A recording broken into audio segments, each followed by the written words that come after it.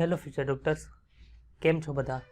આજે આપણે 13 ડિસેમ્બરે જે તમારા ઇમ્પોર્ટન્ટ ક્વેશ્ચનની ટેસ્ટ લેવાની હતી એનું આજે આપણે સોલ્યુશન કરવાના છે. ત્યારે કયું ચેપ્ટર ચાલતું હતું? તો કે સર ત્યારે 11મા ધોરણનું બીજું ચેપ્ટર ચાલતું હતું. એના ક્વેશ્ચનનું આજે આપણે શું કરવાના છીએ? તો કે સર સોલ્યુશન જોવાના છીએ. પહેલો ક્વેશ્ચન જોઈએ, બેક્ટેરિયોફેજ સામાન્ય રીતે શું ધરાવે છે? તો આપણે બધા વાયરસ છે બેક્ટેરિયામાં, વનસ્પતિમાં, પ્રાણીને જે ચેપ લગાડતા હતા એની અંદર કયું જીનેટિક મટીરિયલ હોય આપણે જોઈ ગયા હતા. તો બેક્ટેરિયોફેજની અંદર આપણને શું જોવા મળે? તો કે સર ડબલ સ્ટ્રેન્ડેડ છે ડીએનએ આપણને જોવા મળે છે. એટલે કે ડબલ સ્ટ્રેન્ડ હોય, બે શૃંખલા આવેલી હોય એવું ડીએનએ આપણને છે એની અંદર છે એ જોવા મળે છે. તો આના આન્સર તરીકે શું આવે? ડબલ સ્ટ્રેન્ડેડ ડીએનએ વાયરસ તરીકે ઓળખવામાં આવે. નેક્સ્ટ ક્વેશ્ચન જોઈએ, તે આદિકોષ કેન્દ્રીય સજીવનું ઉદાહરણ છે. કોણ છે ભાઈ જેની અંદર આદિકોષ કેન્દ્રીય કોષ આવેલો હોય? પહેલું છે ઈસ્ટ. ઈસ્ટ તો આપણને ખબર છે કયું છે, સુકોષ કેન્દ્રીય સજીવ છે. બીજું છે સરગાસમ, એ પણ નથી. નીલ રહેટલીર જેને બ્લુ ગ્રીન આલ્ગી તરીકે ઓળખે છે, બીજીએ તરીકે પણ ઓળખવામાં આવે છે, એ કેવો કોષ ધરાવે? તો કે સર એ આદિકોષ કેન્દ્રીય કોષ ધરાવે. આથી આન્સર તરીકે શું આવે ભાઈ? તો કે સર સી છે એના આન્સર તરીકે આવશે. નેક્સ્ટ ક્વેશ્ચન જોઈએ, સાયનોબેક્ટેરિયાને ખાલી જગ્યા તરીકે પણ ઓળખવામાં આવે છે. આપણે હમણાં જોયું હતું નીલ રહેટલીર અથવા તો બીજીએ તરીકે ઓળખવામાં આવે છે. મોનેરા સૃષ્ટિમાં કયા સૂક્ષ્મ જીવોનો સમાવેશ કરેલો છે? તો આપણે ભણી ગયા કે મોનેરા સૃષ્ટિની અંદર એક કોષી પ્લસ આદિકોષ કેન્દ્રીય કોષ આવેલા હતા. આદિકોષ કેન્દ્રીય કોષ ધરાવતા હોય એટલે કે પ્રોકેરિયોટ્સ હોય, એ બધા કોની અંદર આવે? તો કે સર આની અંદર આવશે, મોનેરા સૃષ્ટિની અંદર. તો આમાં જો ક્યાં ક્યાં છે એ સૂક્ષ્મ જીવો છે એ મોનેરા સૃષ્ટિની અંદર આવતા હોય. એના બીના છે તો આ આવશે. અમીબા, તો કે સર એ તો સુકોષ કેન્દ્રીય સજીવ છે. બેક્ટેરિયા એ પણ આવશે. આથી એ અને સી છે એ આપણો આન્સર થશે. તો ઓપ્શન ડી છે આપણો આન્સર આવશે. ઇવાનોસ્કીએ તમાકુમાં કયા રોગ માટેના રોગકારક સજીવ તરીકે વાયરસને ઓળખાવ્યા હતા? તો આપણને ખબર છે તમાકુમાં કયો રોગ થતો હતો? સર કિરમીર રોગ થતો હતો, જેને ઇંગ્લિશમાં મોઝેક ડિસીઝ તરીકે ઓળખવામાં આવે છે. તો આના આન્સર તરીકે શું આવે? કિરમીર રોગ આવે. નેક્સ્ટ ક્વેશ્ચન, નીચેના પૈકી કયું વિધાન સાચું નથી? એટલે કે ખોટું વિધાન છે આપણે સિલેક્ટ કરવાનું છે. તો પહેલું વિધાન જો, વાયરોઇડ્સ પ્રોટીન કવચ ધરાવતા નથી. એટલે કે વિરોઇડ્સ છે એ પ્રોટીન કવચ ધરાવતા નથી એવું પૂછ્યું. વાયરસ અવિકલ્પી પરોપજીવી છે. કેવું વિધાન છે? સાચું છે. વાયરસનું પ્રોટીન આવરણ એ સંક્રમણ કરનાર ઘટક છે. તો આપણે ભણી ગયા કે વાયરસ છે એનો કયો ઘટક છે આપણને ચેપ લગાડે? બહારનું પ્રોટીન આવરણ હોય એ કે અંદરનું આવેલું જીનેટિક મટીરિયલ? તો આપણને ખબર છે જીનેટિક મટીરિયલ છે એ ચેપ લગાડે છે. પ્રોટીન કવચ છે બહારનું એ કાંઈ એક પણ જાતનું સંક્રમણ એટલે કે ઇન્ફેક્શન કરતું નથી. તો કયું વિધાન ખોટું છે? તો કે સર સી વિધાન છે એ ખોટું છે. પછીનો ક્વેશ્ચન જોઈએ આપણે, નીચેનામાંથી કયા સજીવમાં સખત કોષ દિવાલની હાજરી જોવા મળે છે? એટલે કે કોષ દિવાલ ધરાવે છે. બેક્ટેરિયા ધરાવે? હા. એના બીના ધરાવે? તો કે હા. બેક્ટેરિયા અને એના બીના બંને ધરાવે છે. પેનિસિલિયમ જે ધરાવતી નથી. આથી આન્સર તરીકે શું આવે? તો કે આન્સર તરીકે આવશે સી. નેક્સ્ટ ક્વેશ્ચન, મોનેરા સૃષ્ટિના સજીવોનું જનીન દ્રવ્ય નીચેનામાંથી કયું છે? ન્યુક્લિયોઇડ, ન્યુક્લિયોટાઇડ, ન્યુક્લિક એસિડ કે ન્યુક્લિયોપ્રોટીન? વિચાર કરો કે આમાંથી કયું જનીન દ્રવ્ય છે એ બેક્ટેરિયાનું છે. આ બાદ તમે ડાયરેક્ટ જુઓ તો તમને બધું એક સરખું જ લાગશે કે ન્યુક્લિયોઇડ છે, ન્યુક્લિયોટાઇડ છે, ન્યુક્લિક એસિડ છે કે ન્યુક્લિયોપ્રોટીન છે. બાકી વસ્તુ ચારે ચાર કેવી છે? અલગ છે. તો આપણે ભણી ગયા છે કે ન્યુક્લિયોઇડ છે એ એનું જનીન દ્રવ્ય છે. જ્યાં ન્યુક્લિયોપ્રોટીન છે એ કોનું જનીન દ્રવ્ય છે? તો કે સર એ તો વાયરસનું છે. જ્યાં ન્યુક્લિયોટાઇડ ને ન્યુક્લિક એસિડ છે એ આપણી અંદર જોવા મળે છે. ઈ કોલાઈનું ડીએનએ કેવું હોય? ભાઈ ઈ કોલાઈ છે કેવું? કોણ છે? તો કે સર એ તો બેક્ટેરિયા છે. તેની અંદર જે ડીએનએ જોવા મળે કેવું જોવા મળે? તો કે સર આપણને ખબર છે કે એ ડબલ સ્ટ્રેન્ડેડ છે એટલે કે ડીએસ ડીએનએ છે.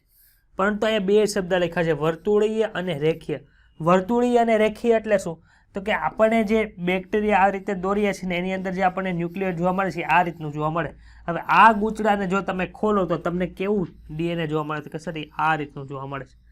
એટલે કે એની અંદર ડબલ સ્ટ્રેન્ડ છે પરંતુ આપણા ડીએનએની જેમ એ રેખીય ડીએનએ નથી. કેવું છે? વર્તુળીય ડીએનએ છે. આથી આપણા આન્સર તરીકે શું આવશે? સર ડબલ સ્ટેન્ડર્ડ તો છે પરંતુ રેખીય નથી. કેવું છે? વર્તુળીય છે. નેક્સ્ટ ક્વેશ્ચન જોઈએ, બધી ફૂગની પોષણ પદ્ધતિ કઈ છે? સ્વાવલંબી છે, સ્વાવલંબી તો નથી, પોતાનો ખોરાક પોતાને જાતે બનાવતી નથી, બીજા ઉપર આધાર રાખે છે, એટલે સ્વાવલંબીનો. પરોપજીવી છે તો કે હા સર પરોપજીવી છે. મૃતોપજીવી છે તો કે હા, અને પરાવલંબી એ પણ. તો હવે આ 3 છે એમાંથી આન્સર મારે કયો લખો? જો બધી ફૂગની વાત કરી છે, હવે બધી ફૂગ છે એ કઈ મૃત શરીર ઉપર આધાર રાખતી નથી, આથી તમે મૃતોપજીવી આન્સર ન લખ્યો. બધી ફૂગ છે એ પરોપજીવી નથી, અમુક મૃતોપજીવી છે. તો લખવું શું? તો કે સર આપણે એના આન્સર તરીકે શું લખવું પડે? તો કે સર પરાવલંબી લખવું પડે, કેમ કે પરાવલંબી છે એ બધી ફૂગનો પોષણ પદ્ધતિ આવે, કેમ કે પરાવલંબી જીવન છે એના નીચે ભાગ પડે, ક્યાં ક્યાં પરોપજીવન છે અને મૃતોપજીવન છે. આથી એના આન્સર તરીકે શું આવે? તો કે સર આન્સર તરીકે આવશે ડી. નેક્સ્ટ ક્વેશ્ચન જોઈએ આપણે. વનસ્પતિ સમૂહ જે વિષમપોષીય આધાર પદ્ધતિ દર્શાવે છે એ કોણ છે? લીલ, સર એ તો સ્વયંપોષી ધરાવે છે, આથી એ વિષમપોષીનો આ ફૂગ, હા સર એ વિષમપોષી છે. બ્રાયોફાઇટ્સ એટલે કે દ્વિઅંગી, એ પણ સ્વયંપોષી છે, અને ત્રિઅંગી વનસ્પતિ એ પણ સ્વયંપોષી. એટલે વિષમપોષી આધાર કોણ ધરાવે? તો કે સર ફૂગ ધરાવે છે, તો આન્સર તરીકે આવશે બી. પછીનો ક્વેશ્ચન જોઈએ. હેલોફિલ્સનો વસવાટ ક્યાં હોય? હેલોફિલ્સ કયા જગ્યાએ જોવા મળે? તો આપણે ભણી ગયા કે હેલોફિલ્સ એ ક્ષારયુક્ત વિસ્તારની અંદર આપણને જોવા મળે છે. ફૂગમાં લિંગી પ્રજનન કેવા પ્રકારનું હોય? સમજન્યુક, વિષમજન્યુ કે અણજન્યુક કે આપેલ તમામ? તો આપણે ભણી ગયા કે આપેલ તમામ પ્રકારે છે એ જન્યુઓ છે ઉત્પન્ન કરી શકે છે ફૂગની અંદર. બહુકોષીય વિઘટક સૃષ્ટિ કઈ છે? બહુકોષીય એટલે શું? તો કે સાહેબ બહુકોષીય એટલે કે એક કરતા વધારે કોષોનું, એક કરતા વધારે કોષોની બનેલી હોય, અને વિઘટન એટલે વિઘટન કરવા માટે. તો મોનેરા સૃષ્ટિની અંદર બેક્ટેરિયા વિઘટન કરે? તો કે હા એ કરે ને, પણ એ બહુકોષીય નથી. આપણે ભણી ગયા કે મોનેરા સૃષ્ટિની અંદર જે આવી કેવા હોય? એક કોષીય અને આદિકોષ કેન્દ્રીય હોય, એટલે મોનેરા નો આવે. પ્રોટેસ્ટા આવે કે ન આવે? પ્રોટિસ્ટા, તો સર એ પણ એક કોષીય સૃષ્ટિ છે, એટલે એ પણ ન આવે. આથી આન્સર તરીકે શું આવે? ફૂગ છે એ આપણા આન્સર તરીકે આવશે. Next question. ફૂગની કોષ દિવાલ છે શેની બનેલી હોય? તો આપણે ભણી ગયા છે કે ફૂગની કોષ દિવાલ છે ફંગસ સેલ્યુલોઝની બનેલી હોય છે. ઇવાનોસ્કીએ કઈ વનસ્પતિમાંથી વાયરસની શોધ કરી હતી? તો આપણે ખબર ગયા ઇવાનોસ્કીએ શું કર્યું હતું કે સર ટોબેકો મોઝેક વાયરસની શોધ કરી હતી, તેની અંદર જ આવી ગયો કયો વાયરસ છે, કઈ વનસ્પતિને ચેપ લગાડે? તો કે સર એ તો ટોબેકોને લગાડે, એટલે કે તમાકુને લગાડે છે. આથી આન્સર તરીકે આવશે તમાકુ. Next question. ક્યાં એક કોષીય પ્રકાશ સંશ્લેષી સુકોષ કેન્દ્રીય સજીવની અંદર કોષ દિવાલનો અભાવ હોય છે? તો પહેલા તો આપણે જોવાનું છે કે કેવા કોષની વાત કરી છે. સુકોષ કેન્દ્રીય એટલે મોનેરા સૃષ્ટિનું કોઈ આવશે નહીં. બીજું કઈ કન્ડિશન આપી છે? એક કોષીય. એક કોષીય સુકોષ કેન્દ્રીય હોય તો કે સર એ તો પ્રોટિસ્ટા આવે, અને એમાં પાછું કેવું હોય છે? પ્રકાશ સંશ્લેષી હોવું જોઈએ. તો 3 આવે, ક્રાઇસોફાઇટ, ડાયનોફ્લેજેલેટ્સ ને યુગ્લિનોઇડ્સ. તેમાંથી ક્રાઇસોફાઇટ્સ અને ડાયનોફ્લેજેલેટ્સ એ તો કોષ દિવાલ ધરાવે છે. ત્રીજો કોણ આવે છે કે જે કોષ દિવાલ નથી ધરાવતો? કે સર યુગ્લિનોઇડ છે એ કોષ દિવાલ ધરાવતું નથી. તે શું ધરાવે? કે સર એ પ્રોટીનની બનેલી પેલિકલ્સ ધરાવે છે, એટલે કે છાદી ધરાવે છે. તો આન્સર તરીકે આવશે સી, યુગ્લિના. નેક્સ્ટ ક્વેશ્ચન જોઈએ. એક કોષીય પ્રજીવો અને પ્રાથમિક જલક સુકોષ કેન્દ્રીય સજીવો ધરાવતી સૃષ્ટિ કઈ છે? કન્ડિશન જો, એક કોષીય અને પ્રજીવો આવી ગયા. પ્રજીવો કેની અંદર આવે? તો કે સર એ તો પ્રોટિસ્ટાની અંદર આવે. આથી આન્સર તરીકે આવશે બી.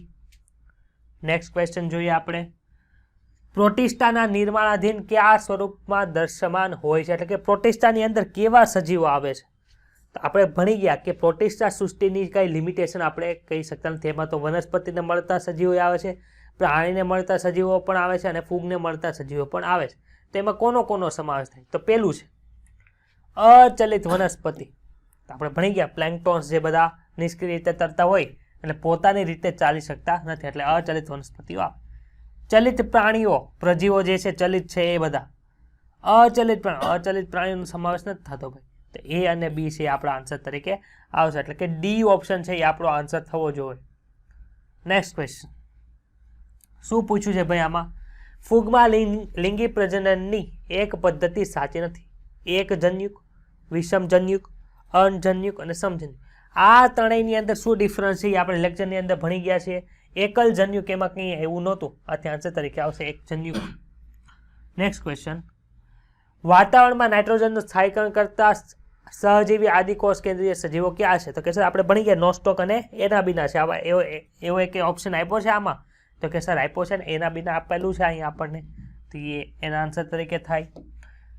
પછીનો ક્વેશ્ચન જોઈએ, વાયરસ માટે કયું વિધાન છે અસત્ય છે? બધા જ વાયરસ છે પરોપજીવી છે, વિધાન સાચું છે. અસત્ય છે એટલે કે ખોટું વિધાન આપણે ચેક કરવાનું છે. બધા જ કુંતલીય ધરાવે છે એટલે કે કુંતલીય આકાર ધરાવે. આપણે ભણી ગયા બધા વાયરસ કુંતલીય આકાર ધરાવતા નથી, અમુક તો બહુફલકીય આકાર ધરાવે, એટલે બીજું વિધાન ખોટું છે. આથી આપણા આન્સર તરીકે શું આવે? તો કે સર આપણા આન્સર તરીકે આવવું જોઈએ બી. નેક્સ્ટ ક્વેશ્ચન જોઈએ આપણે, ટ્રાયપેનોસોમા કેમાં આવે છે? ટ્રાયપેનોસોમા છે શું? પહેલાં તો ટ્રાયપેનોસોમા આવે ને એટલે તમને એ ક્યાં સજીવ તરીકે આવે છે તમને યાદ હોવું જોઈએ. શેનું ઉદાહરણ છે યાદ હોવું જોઈએ? તો કે સર એ તો પ્રજીવ છે. તો પ્રજીવ છે નહીં, આપણે 4 પ્રકાર ભણી ગયા, તો એમાંથી ક્યાં પ્રજીવની અંદર આવે છે? તો કે સર એમાં કસાધારી પ્રજીવની અંદર આપણે એ ભણી ગયા છે. નેક્સ્ટ ક્વેશ્ચન જોઈએ, જે ફંગસ સેલ્યુલર્સની કોષ દિવાલ ધરાવે છે કોણ છે? મોલ્ડ ધરાવે? તો કે હા સર પ્રજીવ. પ્રજીવ કોષ દિવાલ જ ન ધરાવે. વાદળી પ્રાણી છે ન ધરાવે. કોનિફર છે એ પણ કોનિફર ધરાવે છે, પરંતુ ફંગસ સેલ્યુલોઝની ધરાવતા નથી, તો આન્સર તરીકે આવશે મોલ્ડ. પછીનો ક્વેશ્ચન જોઈએ, ડાયનોફ્લેજેલેટ્સની લાક્ષણિકતા નથી. કઈ ડાયનોફ્લેજેલેટ્સની લાક્ષણિકતા નથી? ડાયનોફ્લેજેલેટ્સ કોને કહેવાય? તો કે સર એ પ્રજી આપણે પ્રોટિસ્ટાની અંદર ભણી ગયા હતા, બીજા નંબરનું જે હતું એ. ડાયનોફ્લેજેલેટ્સ કહેતા હતા શું કામ? કે સર એનું નામ જ સૂચવે છે ડાયનોફ્લેજેલેટ્સ, એટલે કે 2 કસા ધરાવતા હોય એવા. તો મોટાભાગે દરિયા નિવાસી છે, સાચું વિધાન છે. કોષ દિવાલમાં સેલ્યુલોઝની તકતી ધરાવે છે, એ પણ સાચું વિધાન છે. 2 કસા જોવા મળશે, એ પણ સાચું વિધાન છે. સપાટી પર સિલિકાનું આવરણ ધરાવે છે, આ વિધાન ખોટું છે. એ તો કોની અંદર જોવા મળતું હતું? તો કે સર એ તો ડાયટમ્સ ઉપર જોવા મળતું હતું, એટલે કે જે ક્રાઇસોફાઇટ્સનું ઉદાહરણ હતું એમાં. તો આપણા આન્સર તરીકે આવશે ડી, જે ખોટું વિધાન છે. પછીનો ક્વેશ્ચન જોઈએ, ફૂગ છે એ કેવી વનસ્પતિ એટલે કે કેવું સજીવ છે? તો કે સર ફૂગ છે એ પરોપજીવી અથવા તો મૃતોપજીવી હોય છે, વિધાન સાચું છે. કેટલીક ફૂગ જીવન સજીવોમાંથી ને કેટલીક ફૂગ સડતા કાર્બનિક પદાર્થોમાંથી પોષણ મેળવે છે, એ પણ વિધાન સાચું. બંને વિધાન એકબીજાનું, આ બીજું વિધાન છે એ પેલા વિધાનનું કારણ છે કે નહીં ચેક કરો તો ભાઈ. તો કે સર ફૂગ પરોપજીવી કે મૃતોપજીવી હોય છે કારણ કે કેટલીક ફૂગ જીવન સજીવોમાંથી અને કેટલીક ફૂગ છે એ સડતા કાર્બનિક પદાર્થોમાંથી પોષણ મેળવે છે. કારણ થાય છે? તો કે હા સર થાય છે. તો બંને વિધાન સાચા છે અને સમજૂતી છે એટલે કે કારણ છે, આથી એ આન્સર આવશે. નેક્સ્ટ ક્વેશ્ચન જોઈએ, મિથેનોજન્સ તરીકે ઓળખાતા સજીવો ખાલી જગ્યામાં પુષ્કળ માત્રામાં જોવા મળે છે. ભાઈ મિથેનોજન્સ ક્યાં જોવા મળતા હતા? તો કે સર ચરતા પ્રાણીઓ જે હતા એની પાચન નળીની અંદર આપણે જોવા મળતા હતા. તો એને રિલેટેડ અહીં એક ઓપ્શન આપ્યા છે, જો તો ચેક કરો. તો પહેલો ઓપ્શન કયો છે? તો કે સર પહેલો ઓપ્શન છે ઢોરના વાડામાં, હા તો ત્યાં જોવા મળશે.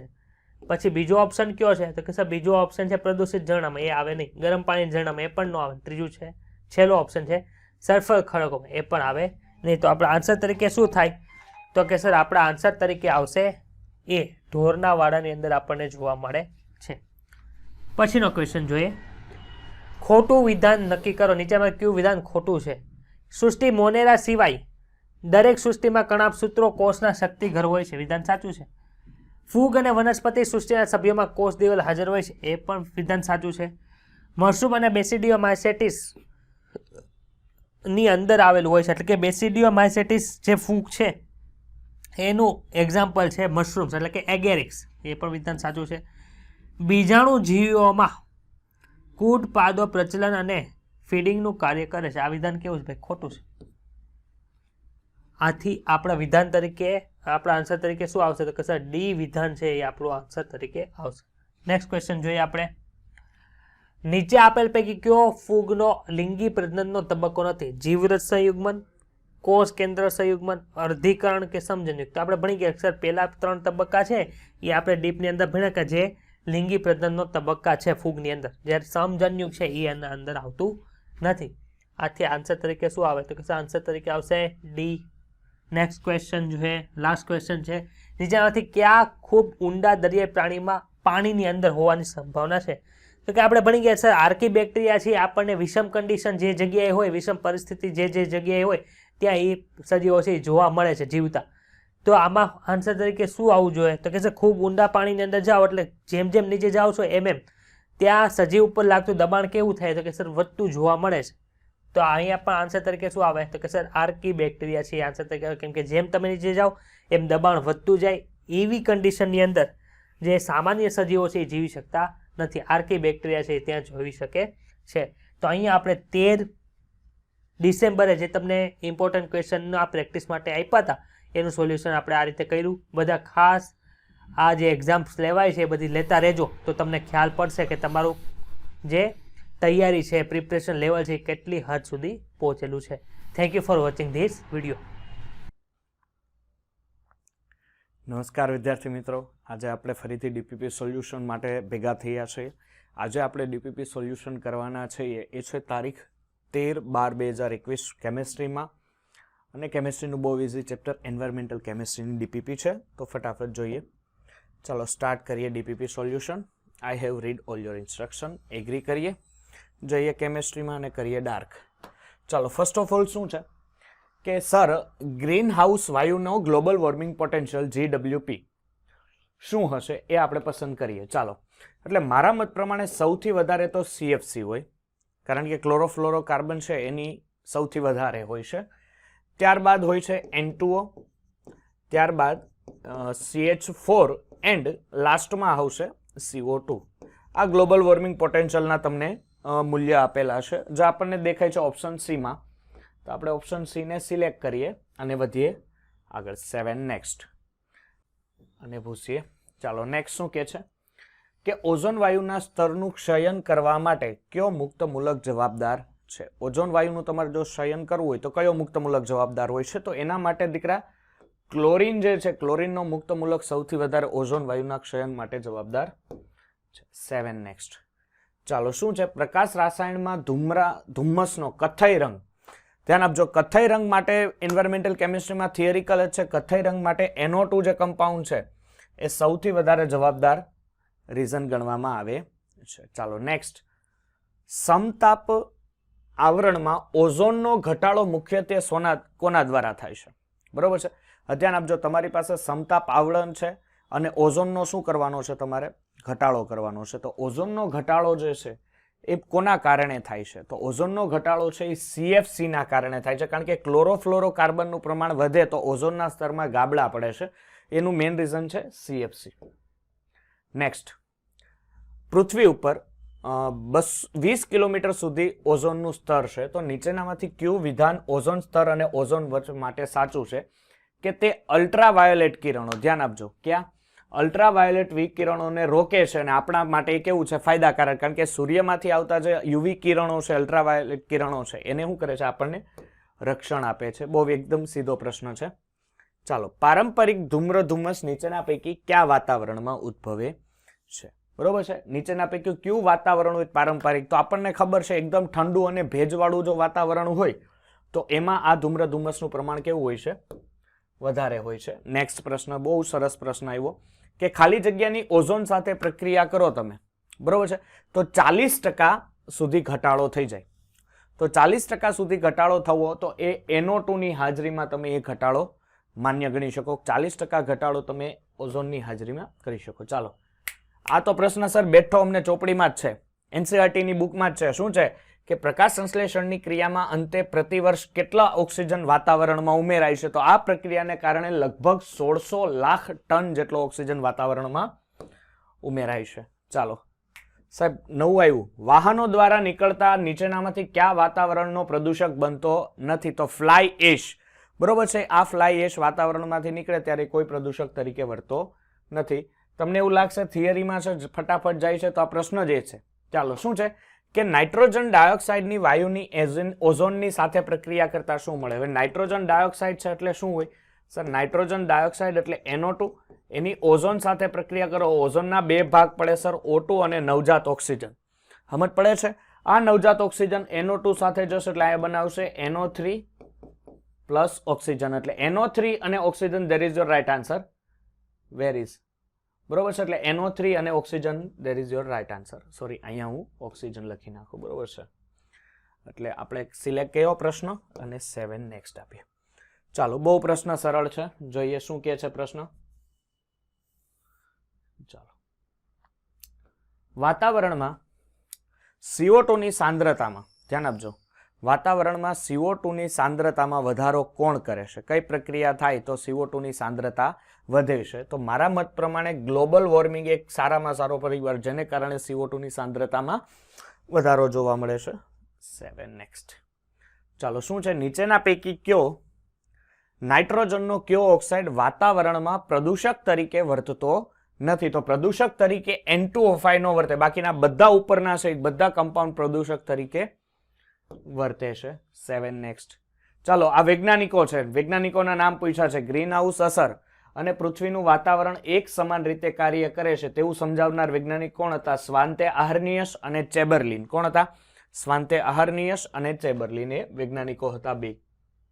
7 નેક્સ્ટ. ચાલો, નીચેના પૈકી કયું વિધાન સાચું નથી? પસંદ કરો.